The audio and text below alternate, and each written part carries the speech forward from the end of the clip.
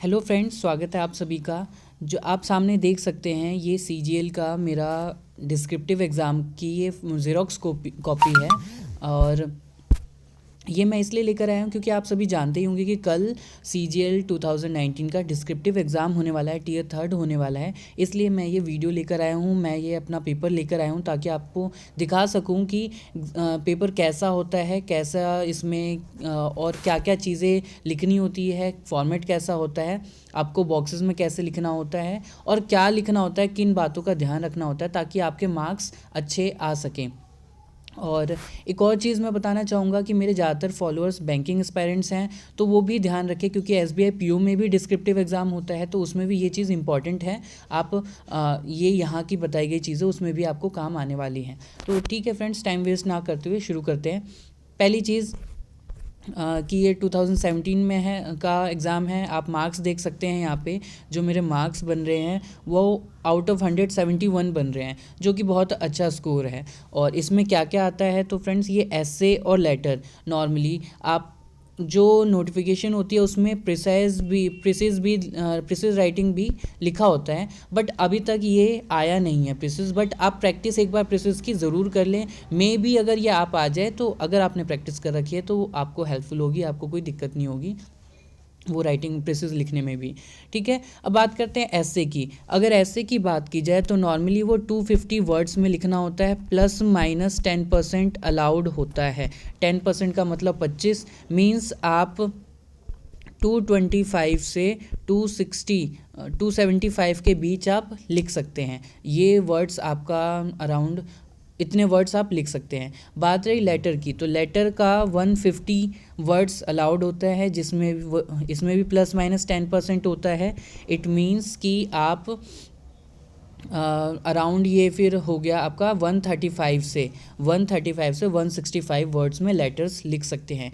अब यहाँ पे जो मैंने एग्ज़ाम दिया है और जो पेपर की बात करूँ, जो पेपर का लेंथ होता है उस अकॉर्डिंग अगर मैं बताऊँ, आपको ऐसे में हमेशा लास्ट पेज तक पहुंचना है और लास्ट पेज कंप्लीट नहीं करना। अगर लास्ट पेज कंप्लीट करेंगे तो आपके वर्ड्स ज़्यादा हो जाएंगे। मेरा भी पेपर देख सकते हैं यहाँ पे। जब मैं ऐसे की बात की जाए तो ऐसे की बात की जाए, देखो हाफ पेज तक पहुँचा है मेरा। ये कॉमन सी चीज़ है, मतलब अगर आप ध्यान रखेंगे तो लास्ट पेज पे हाफ तक पहुँचा है। ये अराउंड मेरे 265 के अराउंड हो गए हैं वर्ड्स।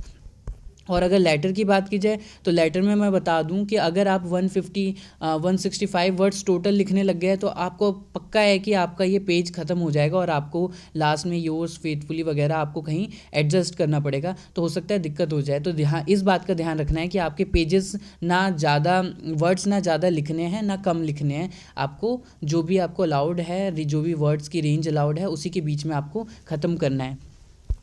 अब बात रही चेकिंग किस अकॉर्डिंग होती है, तो आप चेकिंग का देखा जाए तो ये मेरा ऐसे है, यहाँ से शुरू हुआ है 2017 में डीमोनेटाइजेशन टॉपिक आया था आपका।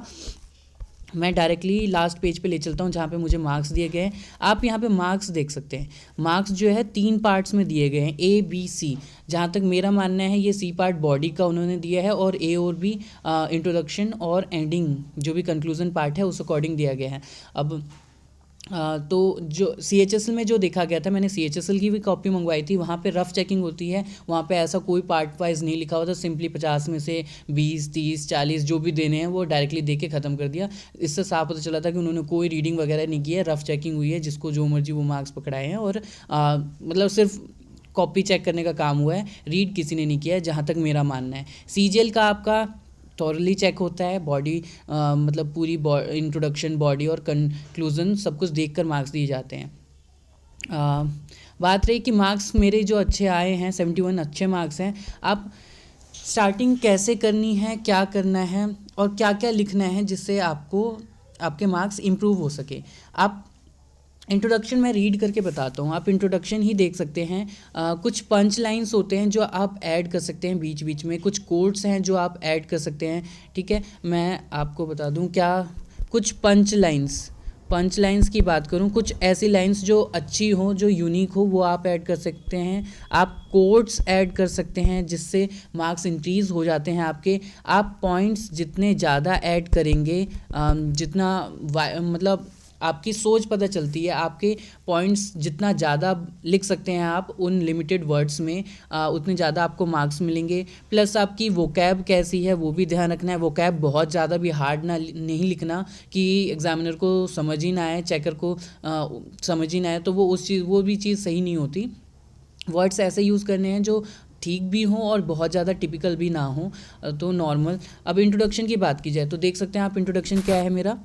India can be compared to a boy running on golden sand towards the horizon of success. पहली ये लाइन ही देख सकते हैं आप, ये कुछ ऐसे पंच लाइन्स हैं जो आप बहुत सारे टॉपिक्स में यूज़ कर सकते हैं, कुछ कॉमन टॉपिक्स हैं उसमें आप जितनी प्रैक्टिस करेंगे, पहले जितनी रीडिंग करेंगे, कुछ पॉइंट्स आप कलेक्ट करके नोट्स बना लेंगे तो बेटर रहेगा, क्योंकि ये कुछ ऐसे पॉइंट्स हैं जो कोई सा भी सोशल या इंडिया से रिलेटेड, इकोनॉमी से रिलेटेड टॉपिक आए तो आप उसमें ऐड कर सकते हैं। ये आगे देख सकते हैं, India targeting of being a developed country has put a step forward by demonetising its currency. Demonetisation can be described as curving of old currency notes. ये था मेरा इंट्रोडक्शन जिसके मुझे दिए गए हैं 12 मार्क्स, 12 मार्क्स। ठीक है, आगे ये मेरी बॉडी है, मैं डिस्क्रिप्शन बॉक्स में प्रोवाइड कर दूंगा लिंक, आप आराम से डाउनलोड करके रीड करना चाहते हैं तो रीड कर सकते हैं। इसमें बहुत सारे पॉइंट्स ऐड किए हैं और बहुत अच्छे पॉइंट्स ऐड किए हैं मैंने, इसलिए मुझे अच्छे मार्क्स मिले हैं। कंक्लूज़न मैं आपको बता देता हूँ, कंक्लूज़न रीड कर देता हूँ एक बार। कंक्लूज़न का मतलब होता है कि जिसको पढ़ के ऐसा लगे कि हाँ जो भी टॉपिक चल रहा है अब वो ख़त्म होने वाला है।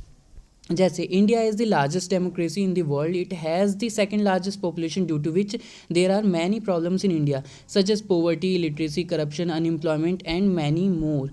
Demonetisation has helped a lot in improving all this by curbing the corruption. ठीक है, तो फ्रेंड्स ये पढ़ के आपको ऐसा लगा कि हाँ टॉपिक ख़त्म होने वाला है।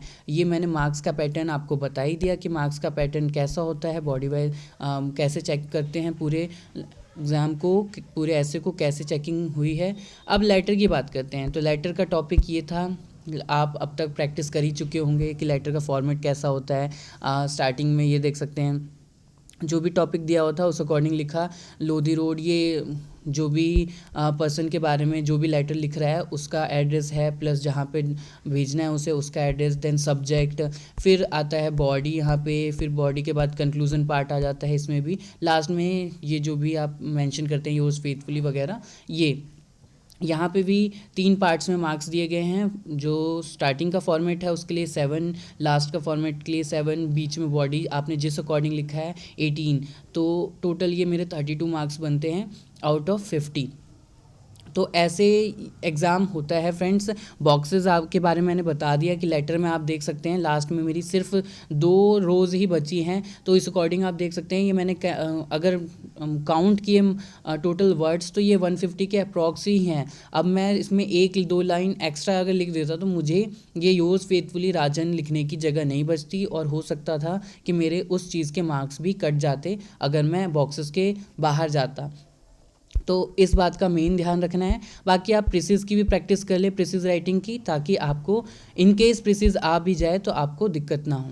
ठीक है फ्रेंड्स, मैं ये वीडियो लेकर आया ताकि आपको हेल्प हो सके कल के एग्ज़ाम के लिए। ऑल द बेस्ट और आगे जुड़े रहें क्योंकि मेरा पहले भी डीवी हो चुका है, तो इन केस आगे जो भी आपका डीवी होना है या फिर टाइपिंग स्किल टेस्ट होना है उसके बारे में भी मैं आपको नॉलेज प्रोवाइड कर सकूँ। Okay friends, thank you very much for watching my video.